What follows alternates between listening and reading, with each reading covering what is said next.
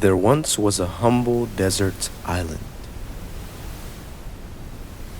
The land was dry, but the ocean gave them lots of fish to enjoy. They lived in small huts and shared a single well. They had not much, but were still very happy. The town's leader was a very smart man. He learned to fish for his people from books and would read tales of computers, towering buildings, art, and war. One day, after a fruitful fishing expedition, the people gathered for a great feast, when something very unusual happened. An airplane the size of a mountain flew over the island and dropped a massive bomb. But something extraordinary took place. The mushroom cloud from the bomb transformed into a tree.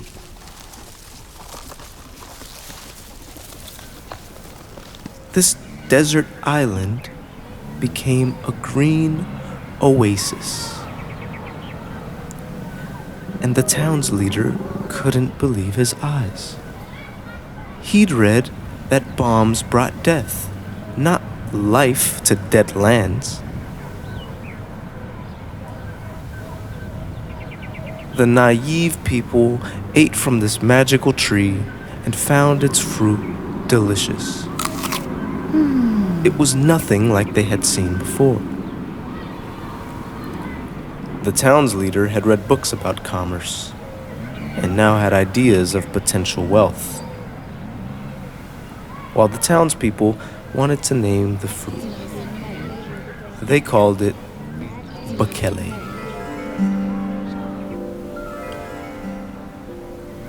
Bekele grew most in the town's leader's home. He erected a wall around it to collect and sell fruits to the nearby islands, and his people began to do the same. Not soon after, however, people started to become greedy. They began to fight and would no longer share. Some people could not grow Bekele in their homes, and this left many hungry and desperate. The wealthy people feared losing their riches, even though the tree was magical. Each plucked fruit would be replaced by another as quick as the blink of an eye. But even then, they did not share. One day, a poor man spoke out to the town. "What has become of my people?" he said. "A people who, if one had no food, would feed the hungry with his own hands?" The people began to feel bad and remembered the days before Bekele. But just then, the town's leader interrupted, mounted upon his riding beast, with an announcement. He had built more boats for people to travel and sell Bekele. So the people rushed to go and make more money. Meanwhile, news of the Bekele tree had reached a nearby kingdom. The king sent them an angry message that stated this tree had belonged to him. Blinded by riches and book smarts, the town's leader declared war upon the king. But one day, while unaware, this king planned a strike. Another plane flew above the island, but did not bring riches this time.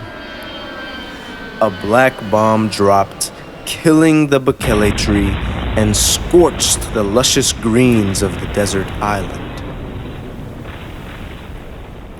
The townspeople's wealth had turned to dust. They became sad and depressed for weeks. But the town's leader knew what to do. He gathered some fishermen and went out to sea. and upon their return, they hosted a sumptuous feast for the people. They shared fish, vegetables, and simple delights, and the town's leader was overjoyed, and so were his people. He then decided to write the king a message as well. His message read, "The war is now over, and I thank you, Your Highness, for you have saved my people and I from greed. You are welcome to visit our home as if it were your own, but please do not bring any fruit, for we have had enough."